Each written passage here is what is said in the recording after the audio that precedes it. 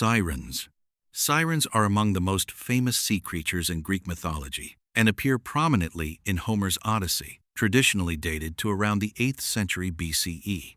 In their earliest form, they were not mermaids at all, but women with bird-like features, a detail later artistic traditions blurred by merging them with fish-tailed imagery. That confusion persisted. The danger was never physical strength. It was sound. Their singing voices were irresistible and lured sailors toward hidden rocks and dangerous coastlines, causing ships to wreck and crews to drown. Ancient sources vary on their number, usually giving between 2 and 5, and some traditions preserve names, such as Parthenope, Leucosia, and Ligia. In the best-known account, Odysseus ordered his crew to block their ears with beeswax, while he himself was tied to the mast, allowing him to hear the song without acting on it. Scholars continue to debate where the sirens were imagined to live, with Capri and the Strait of Messina among the most common suggestions. They represented more than monsters. They represented distraction, the kind that leads trained sailors to abandon reason and steer themselves toward destruction. Scylla. Scylla occupied one side of the narrow strait, later associated with Messina, the passage between Italy and Sicily, creating a problem that ancient sailors could not solve, only manage. According to myth, she possessed 6 long necks, each ending in a grotesque dog-like head, armed with 3 rows of teeth, capable of snatching men directly from passing ships. Below that upper structure were 12 tentacle-like limbs anchoring her to the cliffside. She was immortal, which meant she could not be removed as a hazard. Later Roman tradition, especially Ovid, describes Scylla as originally a beautiful sea nymph transformed by Circe through jealousy. In Homer, however, what matters is not origin, but placement. Odysseus had to choose between Scylla and Charybdis on the opposite side of the strait. He steered closer to Scylla, accepting the loss of 6 men, 1 to each head, rather than risk the complete destruction of the ship in the whirlpool. The phrase between Scylla and Charybdis survives because the structure remains intelligible. Avoid one threat. Enter the other. There is no safe line through it. Charybdis. Charybdis completes the trap Scylla creates. Positioned directly opposite her, Charybdis is not a visible attacker, but a living vortex, a swallowing force in the water itself. Some Greek sources say she began as a naiad and daughter of Poseidon, who was transformed by Zeus as punishment, though the exact offense varies from version to version. Unlike Scylla's clearly defined body, Charybdis manifests as an enormous mouth at sea level that swallows tremendous volumes of water 3 times a day and then violently expels them. The result is a whirlpool capable of dragging down an entire vessel. Sailors could not fight it. They could only time it, and often badly. Most chose Scylla's predictable loss of 6 lives over Charybdis's ability to erase the whole ship. Modern scholars often connect the myth to real tidal and current patterns in the Strait of Messina, where dangerous water movement would have seemed both repetitive and intentional to ancient observers. Hippocampus. The hippocampus is one of the more benevolent beings in Greek and Roman maritime mythology, though its role is still one of power rather than gentleness. It served as the steed that pulled the chariot of Poseidon, or Neptune in Roman tradition, across the sea. Its body combined the front half of a horse, including forelegs and mane, with the scaled tail of a fish. The Greek name literally means horse sea monster, though nothing in the tradition suggests monstrous behavior in the ordinary sense. It is a creature of service and speed. Ancient artists depicted hippocampi extensively on mosaics, coins, pottery, and sculpture, often in teams of 2 or 4, drawing the sea god's vehicle. They became symbols of maritime power, divine protection, and command over the ocean. The creature's legacy extends beyond mythology. In the 16th century, the curved structure of the human brain involved in memory was named the hippocampus because of its visual resemblance to the creature's form. The myth entered anatomy and stayed there. Kraken. The Kraken emerges from Norse tradition, especially Norwegian and Icelandic accounts, as a colossal sea creature inhabiting the North Atlantic. Some reports describe it as so large that sailors mistook it for an island when it remained still on the surface. Its modern literary importance owes much to Erik Pontoppidan's Natural History of Norway from the mid-18th century, where its size was reported in terms that were almost certainly exaggerated but revealing of the scale sailors imagined. In most descriptions, the Kraken resembles a giant squid or octopus. Its main threat comes not from speed, but from mass. When it descends, it creates violent disturbances in the water, including whirlpool-like effects, and its tentacles can seize ships directly. Its name is related to Scandinavian roots, meaning something twisted or crooked, an appropriate reference to its limbs. Later biology gave the myth some indirect support when giant squid were confirmed as real animals capable of reaching lengths well beyond what earlier observers could explain easily. The Kraken then passed from folklore into global popular culture, helped by Tennyson's poem and then by modern film. Regional myth became universal monster. Jörmungandr. Jörmungandr, the Midgard serpent of Norse mythology, is not simply a sea creature. It is a boundary. According to the Prose Edda and the older Poetic Edda, it is one of the three monstrous children of Loki and Angrboda, alongside Fenrir and Hel. Odin cast the infant serpent into the ocean around Midgard, the human world, where it grew until it encircled the earth and seized its own tail. That image matters. The creature does not inhabit the world. It defines its edge. One of the most famous myths involving Jörmungandr is Thor's fishing expedition, in which the thunder god nearly hooks the serpent using an ox head as bait. He comes close to pulling it free before the line is cut. At Ragnarok, Jörmungandr releases its tail, rises from the sea, and poisons sky and water alike before entering final combat with Thor. Thor kills it, then takes 9 steps and dies from its venom. The exchange is mutual, as it should be given the scale of both. Selkie. Selkies belong to the folklore of Scotland, Ireland, the Faroe Islands, and Iceland, and represent a very different kind of maritime being. They are shapeshifters, living as seals in the sea but becoming human by removing their skins on shore. The most common stories focus on Selkie women, though male Selkies also appear as unusually beautiful men who seduce human women and then vanish. The core structure is tragic rather than predatory.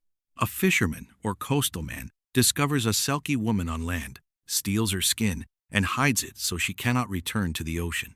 She is then forced into marriage. Children born from such unions are sometimes said to have webbed fingers or toes, visible markers of mixed origin. But the narrative never stabilizes completely. If the Selkie ever finds the hidden skin, she leaves immediately and returns to the sea, abandoning the household without hesitation. The longing for the ocean is not described as preference. It is compulsion. Certain Scottish families even claim descent from Selkie ancestors, and those beliefs may have influenced local seal taboos. The stories function as warnings. You can imprison someone. You cannot change their nature. Ningo. The ningo in Japanese folklore presents a very different version of the mermaid idea from the familiar European form. It is generally described as a creature with a human face and a fish body, though some regional accounts give it more monkey-like or unsettlingly distorted features. The name simply means human fish. And unlike Western mermaids, ningo are often strange or disturbing rather than beautiful. Their most famous attribute is connected not to seduction but to consumption. Eating ningo flesh is said to grant extraordinary longevity or even immortality. But catching one brings disaster. Storms, war, misfortune on a large scale. The best-known legend is that of Yao Bikuni, a woman who accidentally ate ningo flesh and lived for 800 years. That is folklore, not history. But the logic of the story is consistent. What prolongs life also separates you from normal time. Some tales describe ningo tears turning into pearls, while others depict them weeping blood or singing in melodious voices despite their unsettling appearance. Edo period art shows how unstable their form remained from region to region. So-called mermaid mummies displayed in temples and sideshows were later exposed as fabrications stitched from animal parts. The hoax persisted because the idea was already credible. Cetus. Cetus is the sea monster of the Andromeda myth, sent by Poseidon to punish the kingdom of Ethiopia, after Cassiopeia boasted that she and her daughter were more beautiful than the Nereids. In visual tradition, Cetus appears either whale-like or dragon-like, depending on the period and the artist. Its function, however, is consistent. It is divine punishment in aquatic form. To stop it from ravaging the coast, Andromeda is chained to a rock as sacrifice. Perseus, returning from the Medusa episode, encounters her and uses the Gorgon's head to turn the attacking monster to stone. The creature later becomes the constellation Cetus, still known in astronomy as the Whale, and one of the largest constellations visible in the sky. Its name also survives in science as the root of cetacean, the term for whales, dolphins, and porpoises. Like hippocampus, the myth passes into classification and remains there. Leviathan. Leviathan appears in the Hebrew Bible as a primordial sea serpent and an image of chaos itself. The most detailed account occurs in Job 41, where the creature's scales are described as so tightly sealed that no air can pass between them. It breathes fire. Its sneezing flashes light. Its power lies not just in size, but in impenetrability. Jewish tradition often pairs Leviathan with Behemoth, a colossal land beast, and some eschatological readings hold that both will be slain at the end of days and served as food for the righteous. The creature appears in Psalms, Isaiah, and later apocalyptic traditions, with some texts adding 7 heads, though that detail is not universal. The name is usually connected to a Hebrew root meaning twisted or coiled.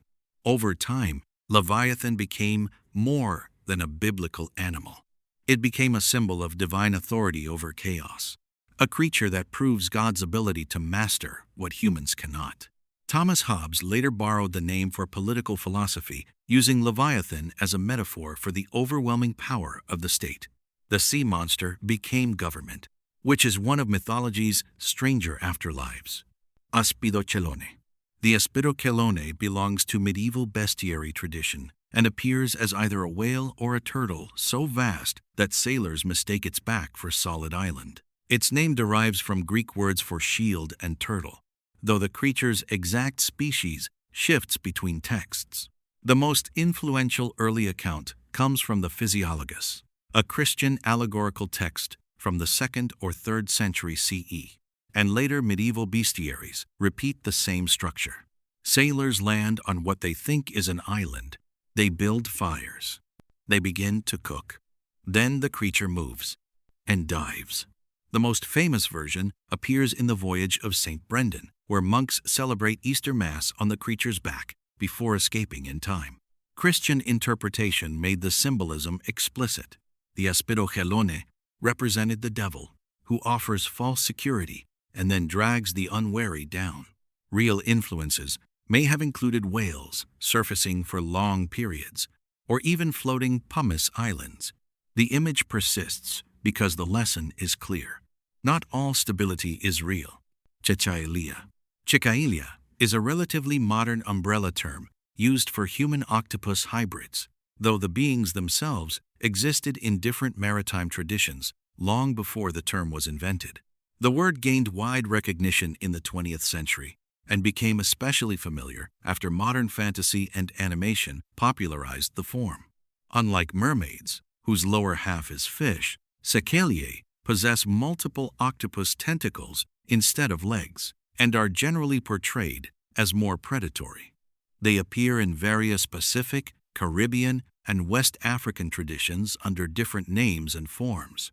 Some versions can shapeshift, appearing fully human before revealing the tentacled lower body. The exact number of limbs and the point where human becomes cephalopod vary dramatically by depiction. This creature type is useful because it shows mythology still evolving in public view. New names emerge. Older patterns remain. The fear of the deep, of tentacles, and of hidden intelligence in the sea remains structurally the same, even when the vocabulary changes. Umibōzu. The Umibōzu is a giant humanoid spirit of Japanese folklore that rises suddenly from calm seas, usually at night or in fog, and transforms peaceful water into immediate crisis. The name means sea monk, derived from the creature's smooth, bald head, which resembles a monk's shaved scalp. Its face is often described as featureless or dark, though some accounts give it glowing eyes. The most repeated story involves the Umibōzu approaching a ship and demanding a barrel or bucket. This is a test. If the sailors hand over an ordinary barrel, it uses the container to fill their ship with water until it sinks. The correct response, in some versions, is to give it a barrel with no bottom, which frustrates the spirit and causes it to depart. Reports of its height vary wildly, from 20 feet to far beyond 100, and Edo period woodblock prints preserve multiple regional versions of the creature. Its origin remains uncertain. Drowned monks, sea spirits, manifestations of maritime danger itself.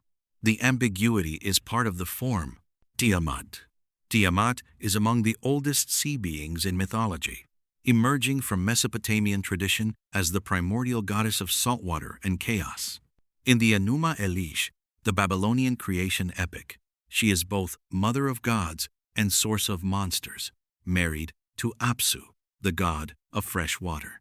After the younger gods kill Apsu, Tiamat responds by creating an army of monstrous beings and appointing Kingu to lead them.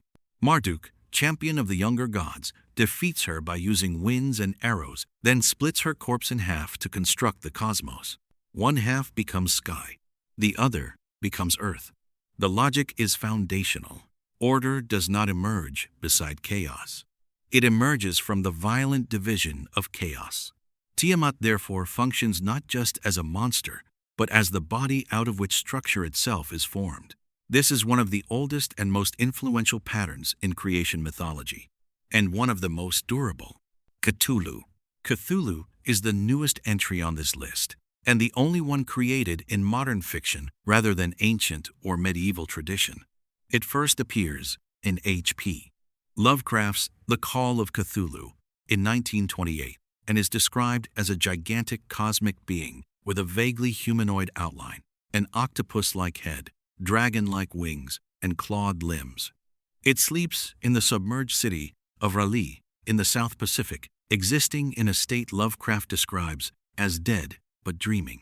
Its main power is not movement, it is psychic pressure. Merely existing within mental range of Cthulhu is enough to destabilize human sanity, and in Lovecraft's mythology, cults form around the creature in anticipation of its awakening. Lovecraft intended the name to be effectively unpronounceable by human mouths, which is why even its pronunciation remains disputed. Despite being less than a century old, Cthulhu has achieved the cultural status of much older monsters.